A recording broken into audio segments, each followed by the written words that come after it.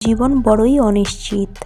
কোন দিনটা যে কার জীবনে শেষ সূর্যোদয় আর শেষ সূর্যাস্ত হয়ে দাঁড়ায় তা আগে থেকে বলা খুব কঠিন। সাধারণ মানুষের পাশাপাশি এই সত্য নির্ধারিত সেলিব্রিটিদের জন্যেও।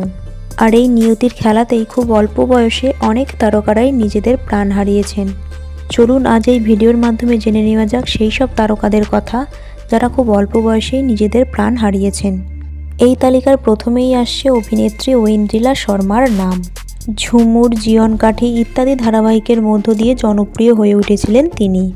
ক্যান্সারে আক্রান্ত হয়েও তিনি সেই মারণ রোগকে হারিয়ে বেঁচে ফিরেছিলেন, কিন্তু নিয়তির কাছে শেষ পর্যন্ত তাকে হার মানতেই হলো। 2022 সালে 20শে নভেম্বর মাত্র 24 বছর বয়সে হৃদরোগে আক্রান্ত হয়ে মারা যান তিনি। এরপরে আসছে অভিনেত্রী পল্লবী দের নাম। আমি সিরাজের বেগম, মন মানে না ইত্যাদি বিখ্যাত ধারাবাহিকে দেখা গেছে তাকে। 2022 সালে 15ই মে মাত্র 25 বছর বয়সে তিনি সুইসাইড করে প্রাণ ত্যাগ করেন। অভিনেত্রী রীতা কয়রাল। জনপ্রিয় ধারাবাহিক রাখি বন্ধন এবং স্ত্রীতে অভিনয় করতে তাকে দেখা গেছে। 2017 সালে 19শে নভেম্বর মাত্র 58 বছর বয়সে ক্যান্সারে আক্রান্ত হয়ে মারা যান তিনি। অভিনেতা অভিষেক চট্টোপাধ্যায়। একাধিক চলচ্চিত্র এবং ধারাবাহিকে অভিনয় করতে দেখা যায় তাকে। খড়কুটো এবং মোহরের মতো জনপ্রিয় ধারাবাহিকে অভিনয় করেছিলেন তিনি।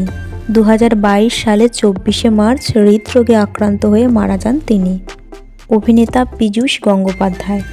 জল নূপুর, বয়েই গেল ইত্যাদি ধারাবাহিকে তাকে অভিনয় করতে দেখা যায়।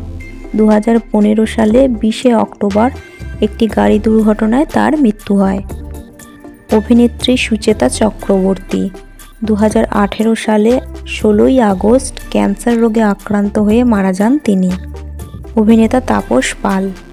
এনাকে মূলত চলচ্চিত্রে অভিনয় করতে দেখা গেছে।